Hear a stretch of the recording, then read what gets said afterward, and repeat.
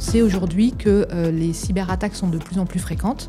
Et on sait aussi que les établissements de santé sont la cible privilégiée des cyberattaquants parce qu'ils vont monétiser les données des patients sur le dark web et aussi demander des rançons auprès des établissements de santé pour débloquer les systèmes d'information. On a un autre enjeu, c'est que avec l'arrivée de l'intelligence artificielle, on a des nouveaux acteurs qui sont des acteurs de la tech, alors, qui sont peut-être moins sensibilisés à la problématique de la donnée de santé et la réglementation autour de cette donnée de santé.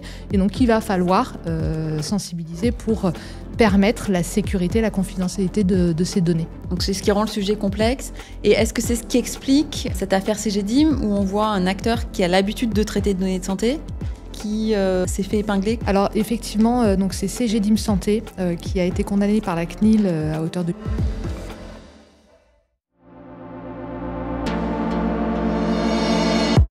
Bonjour à tous, bienvenue dans ce nouvel épisode de Pharma Minds Insight, un format court où je décortique un sujet technique du secteur avec un expert. Le sujet du jour, c'est les données de santé. Et je suis avec Caroline Goupil, avocate de chez BCTG Avocats, qui est experte en IT et en data, qui va nous accompagner sur ce sujet. Bonjour Caroline.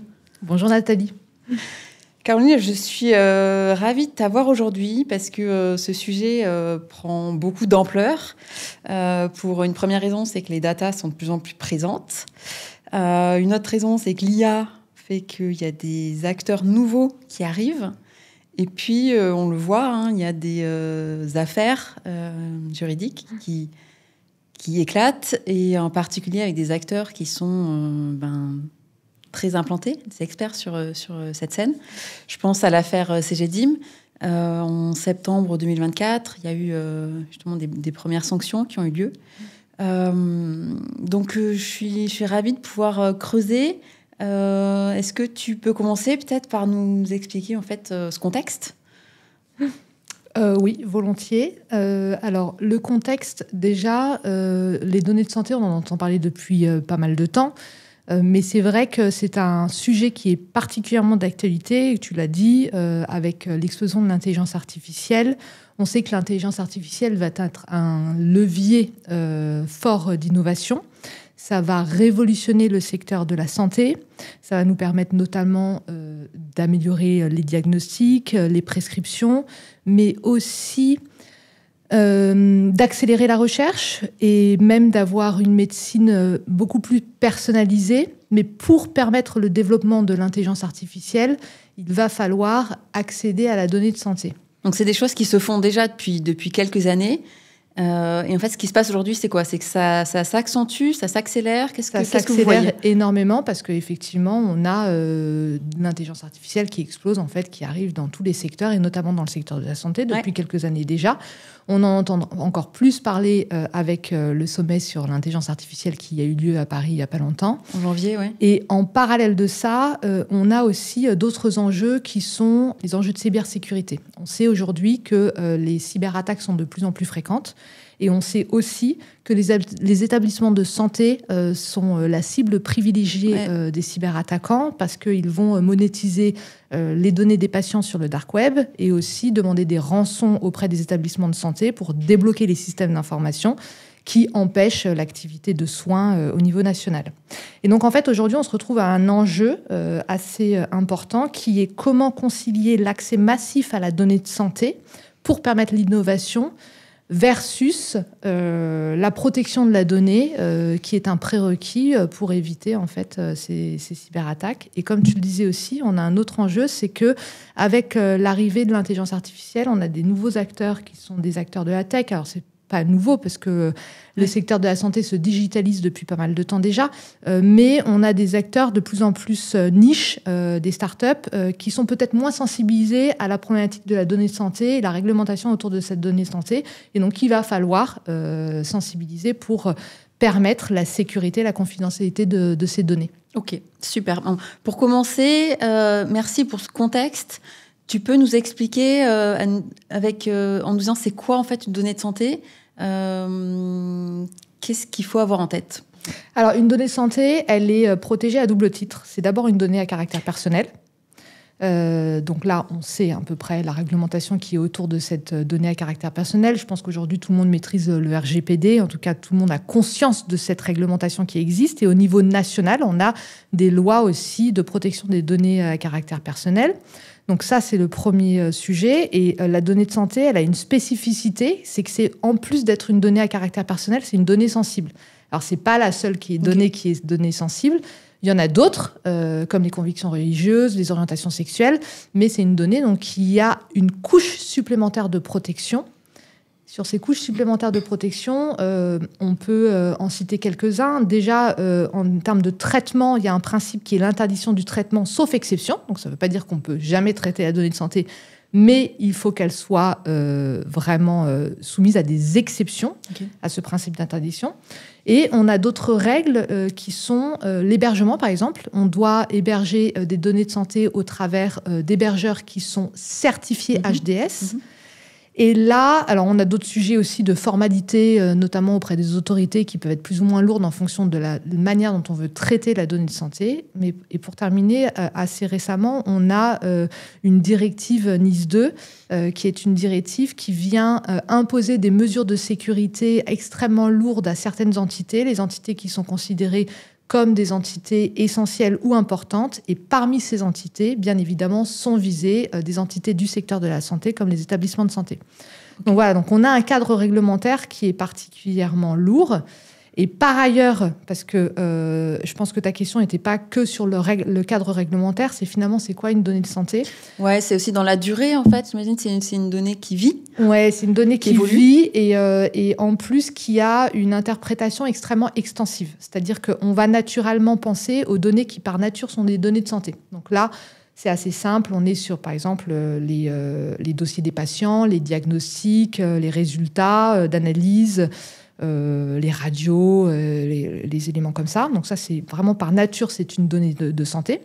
Mais on a aussi des données qui, par destination ou par croisement, vont être des données de santé. Donc je vais donner 2 exemples parce que ça va être un peu plus parlant. Par exemple, une photo d'une personne n'est pas une donnée de santé. En revanche, si elle a été prise dans un cadre préopératoire, par destination, en réalité, elle va devenir une donnée de santé. Et je te donne un autre exemple parce que là, c'est la CGIE qui a considéré assez récemment cette donnée comme des données de santé. Ce sont les données de commande d'une personne qui passe une commande sur un site internet d'un médicament qui n'était pas soumis à prescription.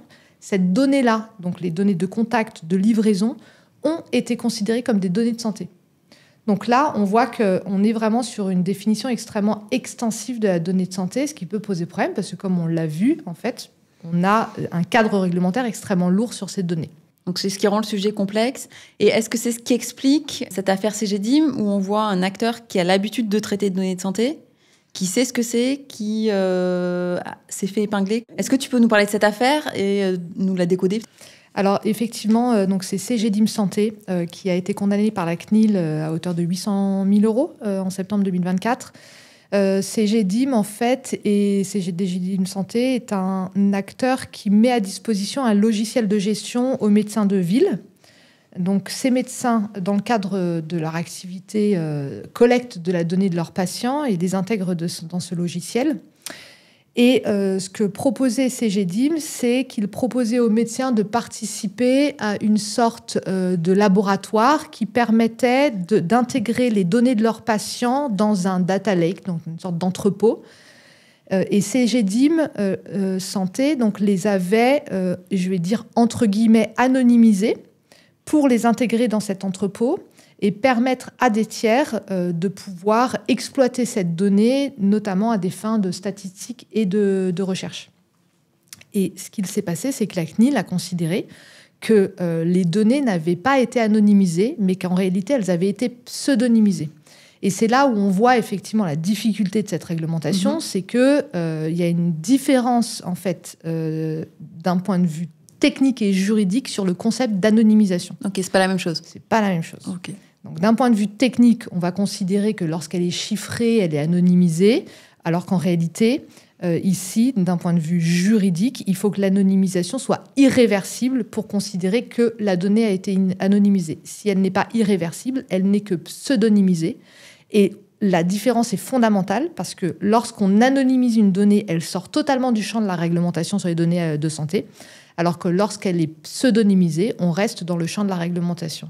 Donc, l'enjeu est structurant. Et ce qu'il s'est passé pour Cegedim Santé, c'est que Cegedim avait cru anonymiser les données et donc sortir l'ensemble de ces données du champ de la réglementation. Et la CNIL est venue leur rappeler que l'anonymisation n'avait pas été faite selon les règles strictes juridiques et qu'on était dans un cadre de pseudonymisation et que de ce fait-là, il tombait sous le coup de la réglementation et qu'il n'avait absolument pas respecté. Donc c'était quelque chose qui était pas voulu, pas su, ou c'est parce que c'est justement des flous qui font que parfois on a des choix business à faire? Alors, c'est difficile de répondre. Moi, mon sentiment, c'est qu'il y a une vraie intention qui était l'intention de l'anonymisation. Et on voit en fait qu'en pratique, ça devient extrêmement difficile et voire impossible, même surtout avec l'arrivée de l'intelligence artificielle, d'anonymiser totalement les données.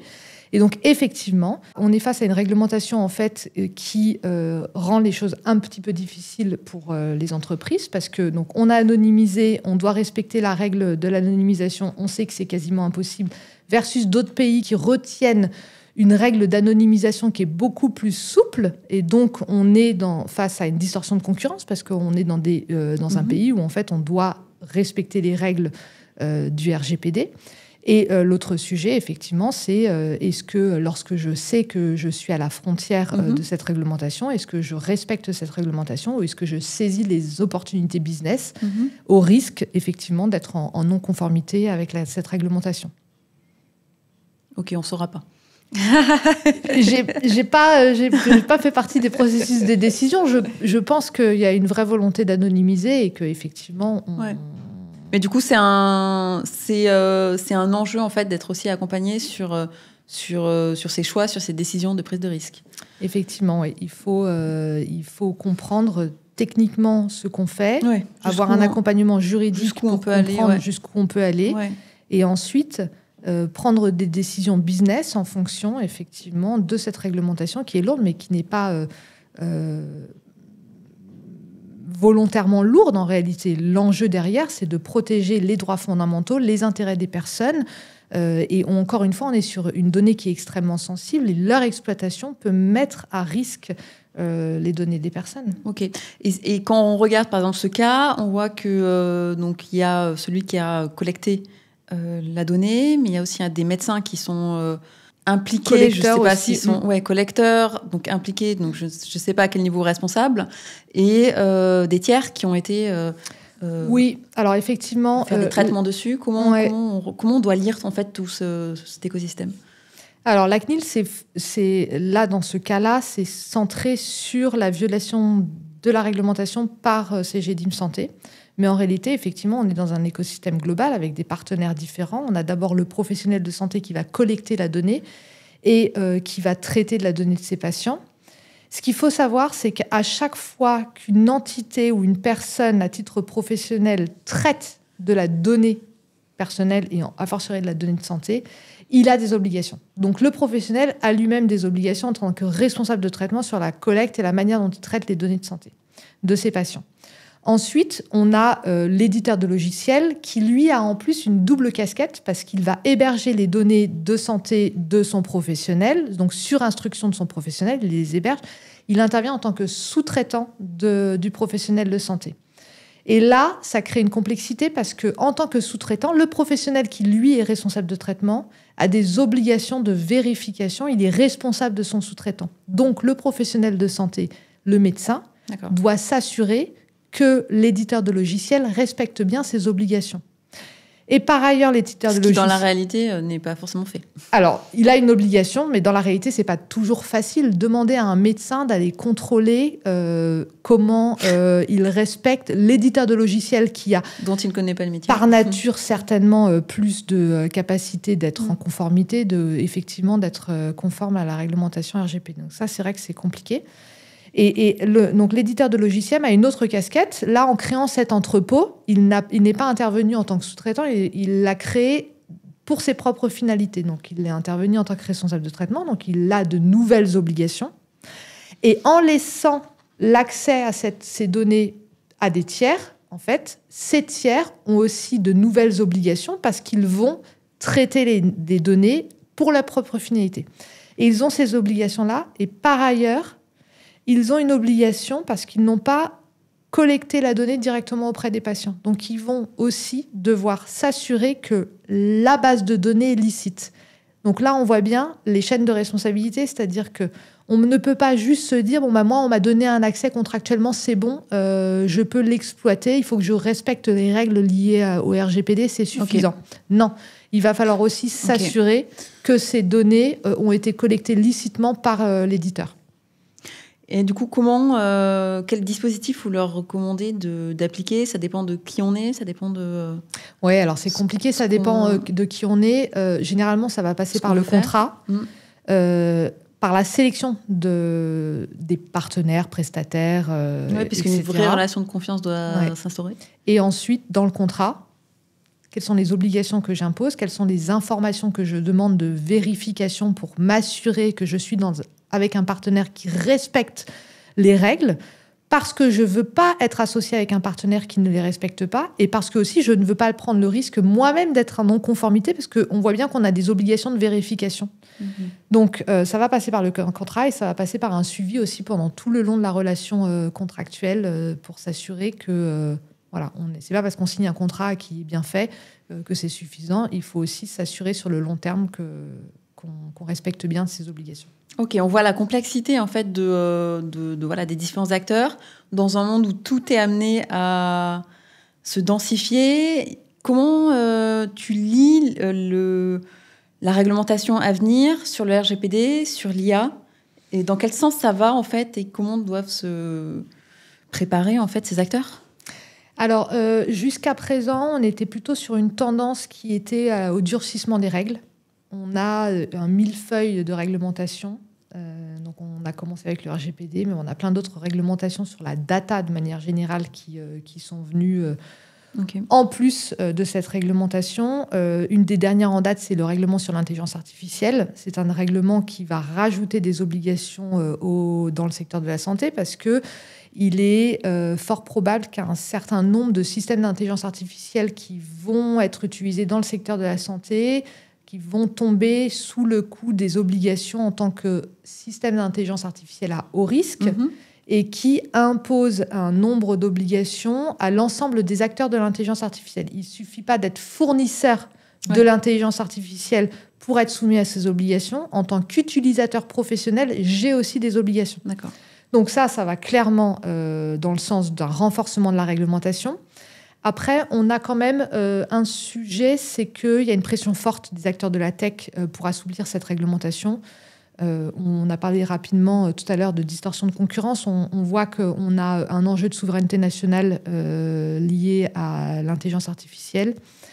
Et donc, on commence peut-être à voir les prémices d'un assouplissement. En tout cas, là, mi-février, il y a eu le retrait d'une directive qui était en discussion depuis quelques années sur la responsabilité en matière d'intelligence artificielle, donc qui a été totalement retirée et qui n'est plus à l'ordre du jour.